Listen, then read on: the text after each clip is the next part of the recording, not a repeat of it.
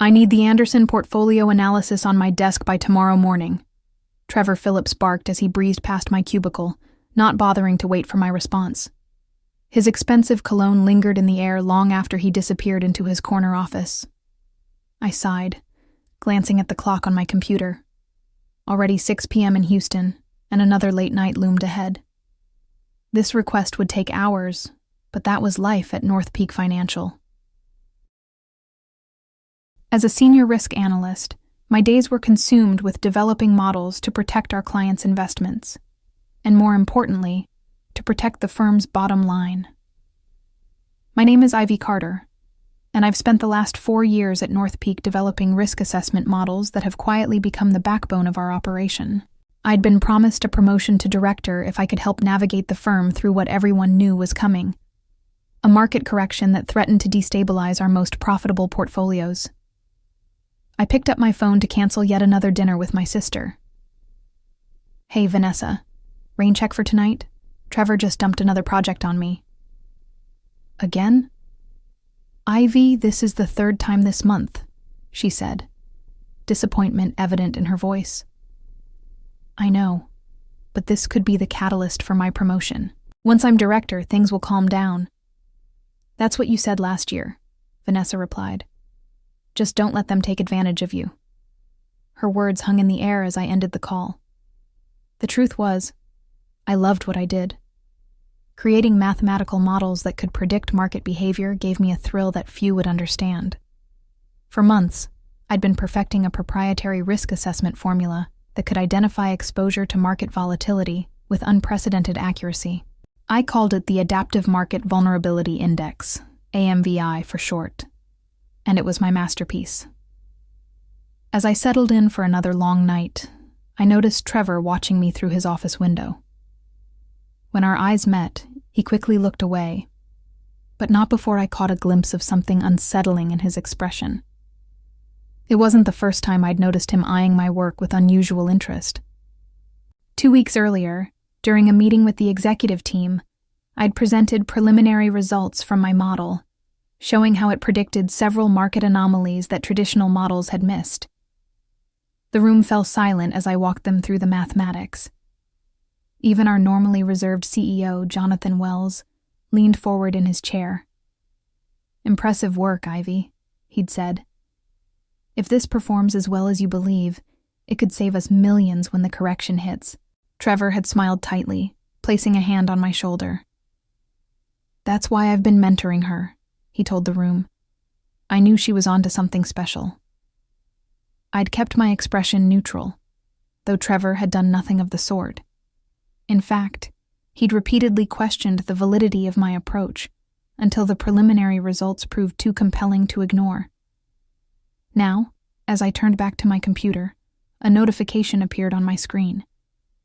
A calendar invite from Trevor. "Discuss AMVI performance, private. Scheduled for tomorrow after the morning meeting." I felt a flicker of unease as I accepted the invitation. Something wasn't right, and I couldn't shake the feeling that I needed to protect myself and my work before it was too late. The market correction hit harder and faster than anyone anticipated. Over 3 tumultuous days, global markets plunged, sending investors into a panic. Emergency meetings filled North Peak's conference rooms as analysts scrambled to assess the damage. But amidst the chaos, something remarkable happened. The portfolios I'd restructured using my AMVI model held steady, outperforming market benchmarks by staggering margins. While competitors reported massive losses, North Peak's exposure was minimal. By Friday afternoon, it was clear. My model had just saved the firm tens of millions of dollars. I expected celebration, perhaps even an immediate promotion announcement. Instead, Trevor called me into his office and closed the door. "The executive team is thrilled with the performance of our risk management strategy," he said, leaning back in his chair. "I'll be briefing the board on Monday about how we navigated the correction." "That's great," I replied. "I've prepared a detailed report showing exactly how the AMVI model identified." "No need," Trevor interrupted, waving his hand dismissively. I've already compiled everything the board needs to see. He slid a document across his desk. This is the press release going out tomorrow. I'd like you to review it for any technical inaccuracies. I scanned the document, my heart sinking with each paragraph. The release detailed North Peak's innovative risk assessment strategy that had safeguarded client assets during the market volatility. It credited the leadership of Trevor Phillips, head of risk management, for developing the approach. My name appeared nowhere in the document. There seems to be an oversight, I said carefully. The AMVI model was my development. As head of the department, all work produced under my supervision falls under my purview. Trevor responded smoothly. The model was refined and implemented with my guidance and authority. But I created the core algorithm and... Ivy. Trevor cut me off, his voice hardening. You're an employee of North Peak. Your work belongs to the firm, and as your supervisor, I determine how it's presented to the board and the public. His smile didn't reach his eyes.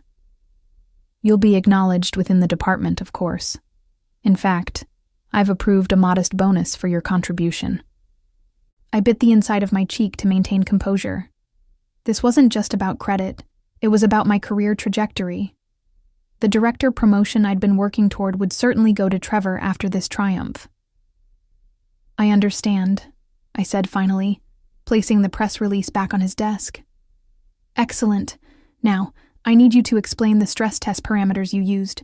The board will have questions, and I want to be thoroughly prepared. For the next hour, I walked Trevor through the technical details of my model, watching as he took careful notes he would use to present my work as his own. As I spoke, a plan began to form in my mind. Trevor might believe he had won, but he had overlooked one crucial detail about me. I never left myself unprotected. The board meeting went exactly as I expected. Trevor emerged from the conference room with a triumphant smile, surrounded by congratulatory executives. As they passed my desk, CEO Jonathan Wells paused. The risk strategy performed brilliantly, he told me. Trevor mentioned you helped with some of the technical implementation. Good work. I forced a smile. Thank you, sir. Later that afternoon, the company-wide email arrived. Trevor had been promoted to Executive Director of Risk Management, effective immediately. The announcement cited his visionary approach to market volatility and development of proprietary risk assessment methodologies that positioned North Peak ahead of the market correction. As colleagues stopped by his office with congratulations, I remained at my desk, quietly adding the finishing touches to a document I'd been preparing for weeks. Long before the market correction, I'd sensed what might happen. Trevor had a history of claiming credit for subordinates' work, something I'd learned from a former colleague who'd left the firm bitterly after a similar experience. So I'd taken precautions.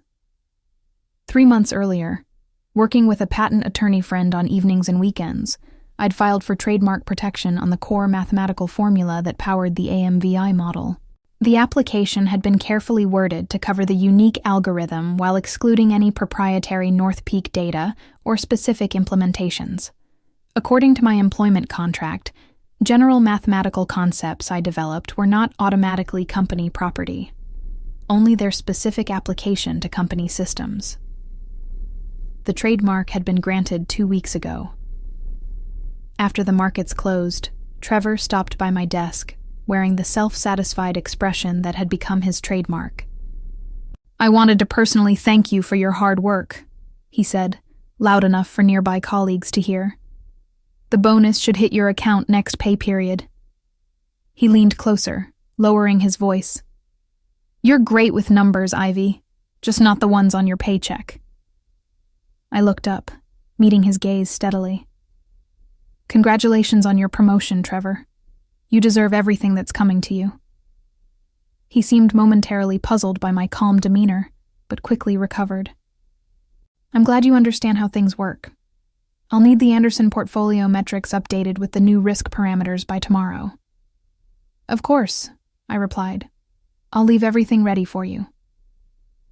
Trevor nodded and walked away, unaware that I'd just spoken literal truth.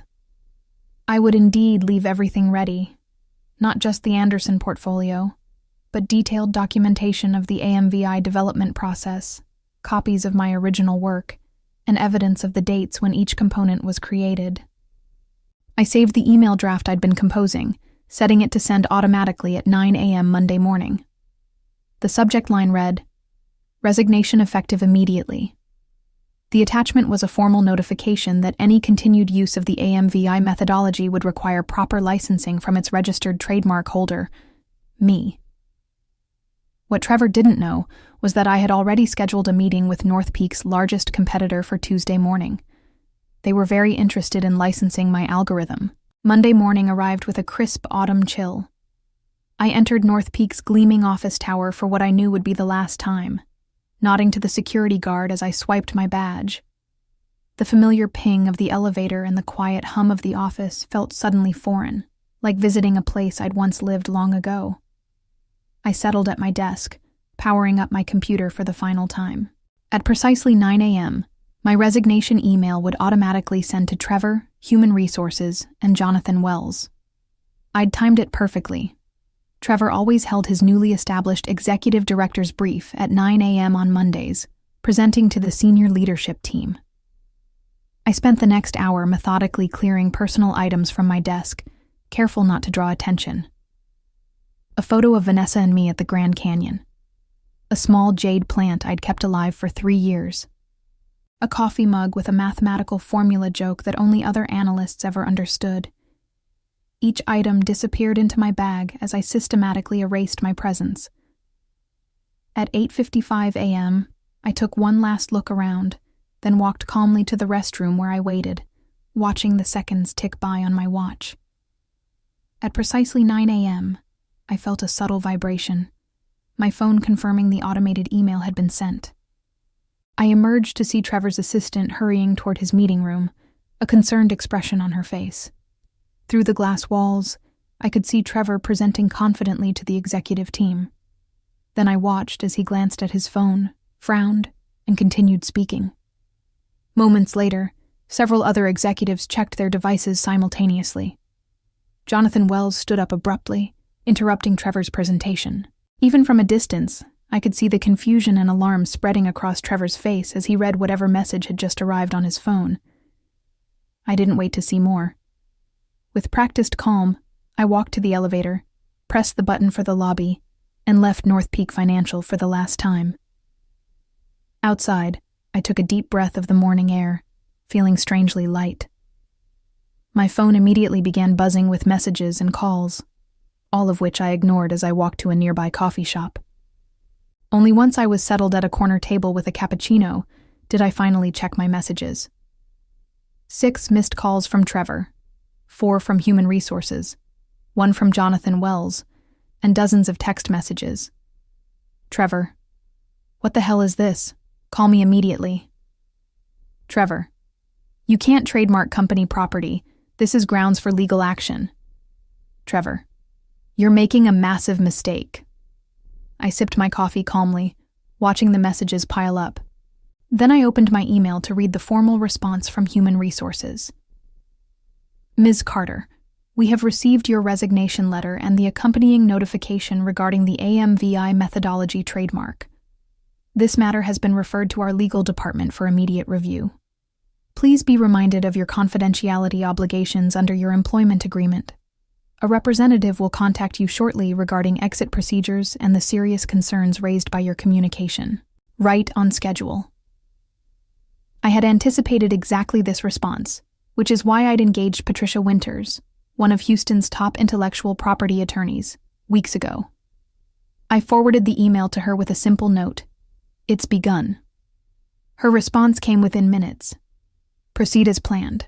I'll handle any communications from their legal team. The next message that caught my attention was from Jonathan Wells himself. Ivy, I'm concerned by your sudden resignation and the claims regarding AMVI ownership. I'd appreciate the opportunity to discuss this directly before matters escalate further. Please call my assistant to arrange a meeting today. This was unexpected. In all my planning, I hadn't considered that the CEO might reach out personally. I hesitated. then decided that speaking with Wells could provide valuable insight into how the company planned to respond. I typed a careful reply. Mr. Wells, I'm available to meet at 2 p.m. today at Patricia Winter's office. She will be present as my legal counsel. I included the address, then pressed send. As I finished my coffee, my phone rang with an unfamiliar number.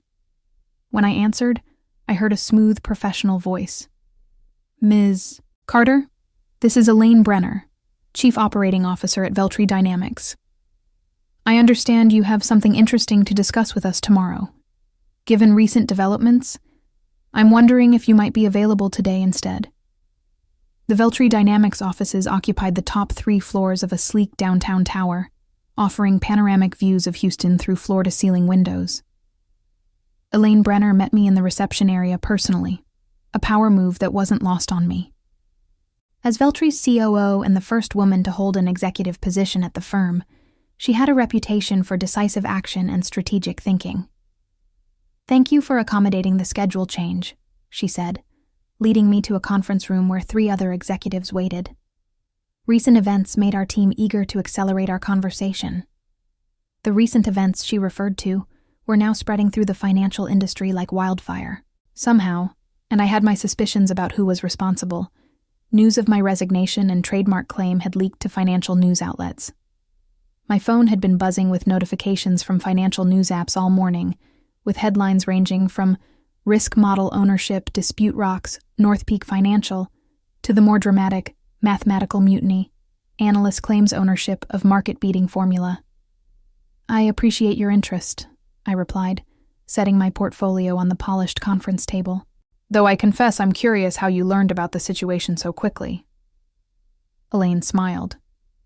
Houston's financial community is smaller than it appears. When someone develops a risk model that outperforms the market by 23% during a correction, people notice. When that same person then claims independent ownership of the methodology? She raised an eyebrow. Let's just say my phone started ringing before the markets opened. For the next hour, I presented the AMVI methodology to Veltri's executive team. I explained the core algorithm, demonstrated its performance during the correction, and outlined potential applications beyond the current implementation. Throughout my presentation, I was careful to use only the mathematical concepts I had developed, avoiding any proprietary North Peak data or specific implementations, exactly as my trademark application had been worded. When I finished, the room was silent for several moments. Impressive, said Gregory Turner, Veltri's chief risk officer. But I have to ask the obvious question. How can you be certain the trademark will hold up? North Peak will fight this aggressively. I had anticipated this concern. I opened my portfolio and distributed copies of a legal brief prepared by Patricia. My employment agreement with North Peak specifically covers work product created using company resources, data, or systems, I explained. However, the core mathematical formula that powers AMVI was developed independently, on my own time, using my personal equipment. I have documentation showing the evolution of the algorithm, time-stamped electronic records, and even witnesses who can attest to my work on the concept outside of North Peak. I paused, allowing them to scan the brief. Most importantly, I disclosed the general mathematical concept to the patent office before implementing it at North Peak, establishing clear precedent of independent development. Elaine exchanged glances with her colleagues. And you're offering us exclusive licensing rights? For the first year, yes, I confirmed, at which point we can negotiate continued exclusivity or explore other arrangements. What are your terms? I named a figure that made one of the executives cough. That's substantial, Elaine said carefully. So is a 23% performance advantage during a market correction, I countered. Consider that North Peak saved approximately $50 million using my model. What would that kind of protection be worth to Veltri's portfolio? The meeting concluded with handshakes and assurances of a formal offer within 24 hours. As Elaine walked me to the elevator, she asked the question I'd been waiting for. Why didn't you take this to North Peak first? Surely they would have compensated you appropriately once they understood the situation. I smiled, Let's just say North Peak and I have fundamentally different perspectives on appropriate compensation and recognition. As the elevator doors closed, my phone vibrated with a new message, Jonathan Wells confirming our 2 p.m. meeting. The real battle was about to begin. Patricia Winter's law office exuded quiet confidence, tasteful artwork, subdued lighting, and furniture that whispered expensive without shouting it. We sat in her private conference room, reviewing our strategy while waiting for Jonathan Wells to arrive. Remember, Patricia cautioned, this is a fact-finding mission for both sides. Don't volunteer information they don't explicitly request, and don't discuss your meeting with Veltri. I nodded, though my thoughts were elsewhere. Despite my careful planning, a knot of anxiety had formed in my stomach. I'd never directly challenged someone as powerful as Jonathan Wells before. At precisely 2 p.m., Patricia's assistant ushered in the CEO of North Peak Financial. To my surprise, he came alone. No Trevor, no legal team. Just Jonathan Wells in his impeccable suit, carrying a slim leather portfolio. "Ms. Carter," he said, extending his hand. "Thank you for agreeing to meet. And Ms. Winters, I've heard excellent things about your work." After introductions and polite refusals of offered refreshments, Wells settled into his chair, studying me with an expression I couldn't quite read. "I'll be direct," he began. "Your resignation and trademark claim have created a significant situation for North Peak. Before our respective legal teams turn this into a protracted battle, I wanted to understand your perspective personally." Patricia nodded for me to respond. "I developed the core AMVI algorithm independently," I stated. "While I implemented it at North Peak using company data and systems, the underlying mathematical formula remains my intellectual property. When Trevor claimed full credit for my work and received a promotion based on that misrepresentation, I felt I had no choice but to protect my interests." Wells listened without interrupting, then opened his portfolio and removed several documents. "I've reviewed the press release and announcement that went out after the market correction," he said, sliding them across the table. "It appears Trevor presented the AMVI model as his own development, with no mention of your contribution." He paused. "This contradicts what he told me privately about the model's origins."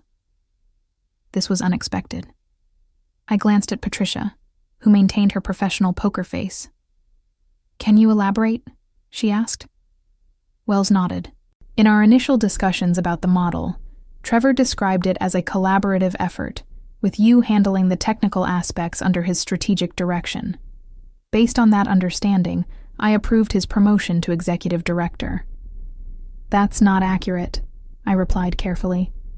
Trevor actively questioned the validity of my approach until the preliminary results proved successful.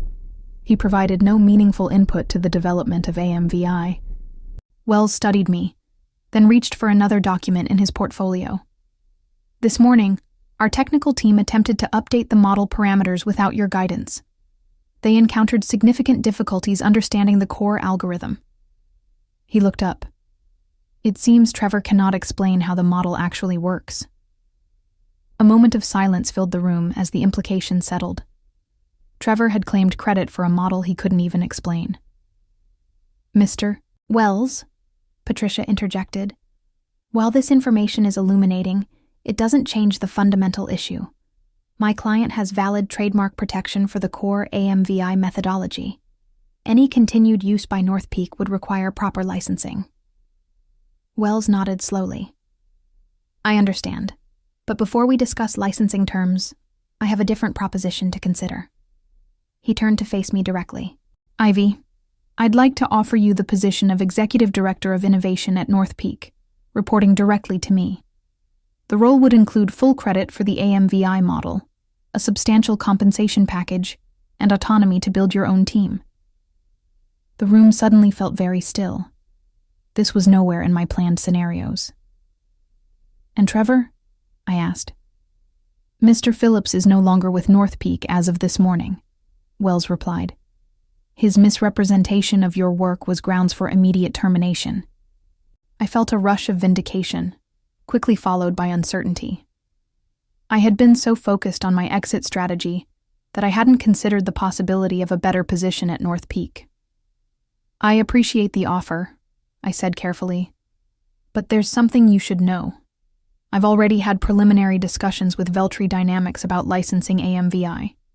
The next morning, financial news outlets exploded with headlines. North Peak announces, new executive director of innovation. Risk model creator promoted after ownership dispute. Trevor Phillips, out at North Peak amid intellectual property controversy.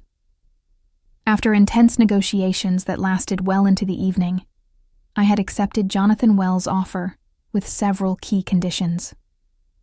First, North Peak would publicly acknowledge me as the sole creator of the AMVI methodology. Second, I would retain personal trademark ownership while granting North Peak exclusive implementation rights.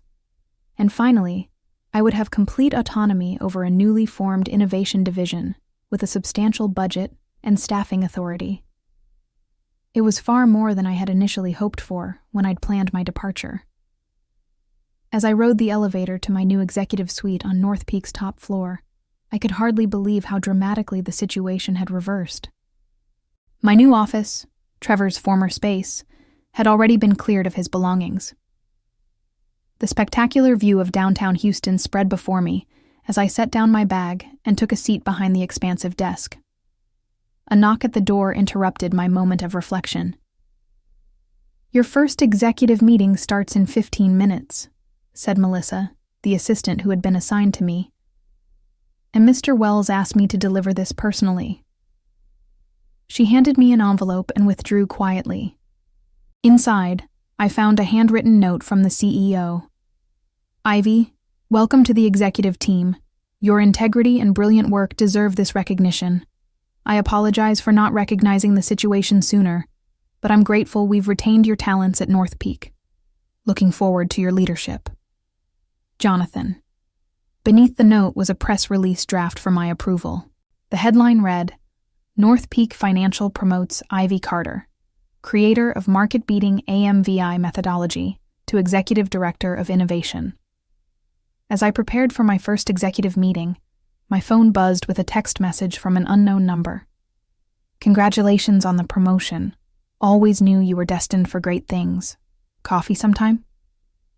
Trevor." I smiled, deleted the message without responding, and headed to the conference room where the executive team awaited my arrival. 6 months later, I stood at a podium in the North Peak Conference Center, addressing an audience of industry analysts and financial journalists. Behind me, a large screen displayed performance metrics of the expanded AMVI system I had developed with my new team. "The financial sector has traditionally relied on reactive risk management," I explained, advancing to the next slide. "The AMVI 2.0 framework represents a paradigm shift toward predictive analytics, identifying vulnerability patterns weeks before traditional indicators show cause for concern." The presentation continued with demonstrations of how our enhanced system had navigated subsequent market fluctuations with remarkable precision. When I concluded, the room erupted in applause, followed by a barrage of questions that reflected genuine interest in the methodology I'd created. Afterward, as attendees networked over refreshments, Jonathan Wells approached with a woman I recognized immediately, Elaine Brenner from Veltri Dynamics. "Excellent presentation, Ivy," Wells said. "I believe you know Elaine." I shook her hand, noting the irony of the situation. "We've met." "Ms. Carter," Elaine said with a professional smile. "Impressive work. Though I must admit, I was disappointed when our licensing discussions fell through." "Sometimes things work out differently than expected," I replied diplomatically. Wells looked between us with interest. "Elaine and I have been discussing a potential strategic partnership between North Peak and Veltri. Given your history, I thought you might have some insights to contribute." As the conversation continued, I reflected on how completely the tables had turned. 6 months ago, I had been preparing to help Veltri compete against North Peak. Now, I was discussing how the firms might collaborate, with my innovation division at the center of the potential partnership. Later that evening, as I was leaving the office, I received a notification on my phone. A financial news alert reported that Trevor Phillips had been hired as a junior risk analyst at a small regional firm, a significant step down from his executive role at North Peak. I couldn't help but smile as I headed home, savoring the perfect symmetry of justice served. My journey from overlooked analyst to executive had taught me the most valuable lesson of my career. In the world of finance, the most powerful asset isn't money or connections. It's owning your intellectual capital and knowing exactly when to leverage it.